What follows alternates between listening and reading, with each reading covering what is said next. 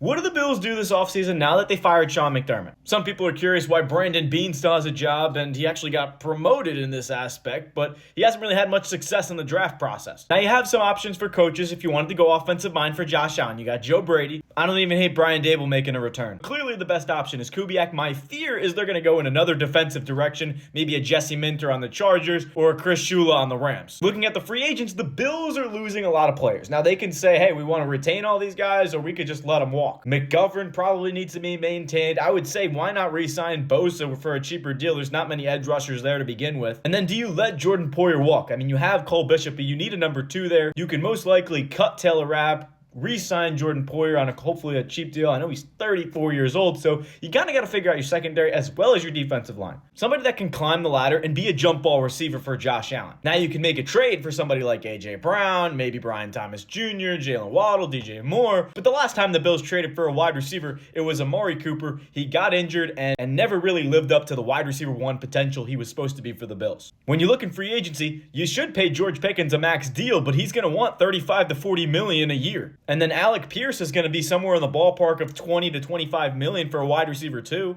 Now Pickens can easily be franchise tagged, but I think Mike Evans is a perfect fit for Buffalo. He's a decent age. You could probably get him for 25-ish a year. And there's not many number 1 proven wide receivers in this free agency. I'm not signing Christian Kirk, Jawan Jennings, Wan'Dale Robinson. Look at the Joshua Palmer contract. We do not want a carousel of wide receivers for Josh Allen to throw the ball to. Go out and get a true alpha number 1 and maybe even an Alec Pierce. If we look at the edge rushers, I don't think I want any part of him. Hendrickson's 31. He's going to ask for $30 million a year. Khalil Mack is 35. Hassan Reddick. Your best option here is Joey Bosa. Now, in order to sign a few guys, you got to make some changes. Austin Knox, Curtis Samuel, Tyler Bass, and Taylor Rapp. If you cut all those guys, you'll free up $9, $6, $3, and $3 million. So that's $21 million freed up right there. Then you can restructure Josh Allen, Deion Dawkins, Ed Oliver, Spencer Brown, all guys near $19 million cap hits. Then you get to the draft, where you could pretty much take Mike Evans' replacement in Elijah Surratt. Surratt, 6'2", a perfect jump ball receiver for Fernando Mendoza right now of Indiana. First round might be a little early considering he's like an early second, but I still would take the risk on. The Bills can do a lot this offseason, but it's all of what they make of it. It especially starts with hiring the right head coach.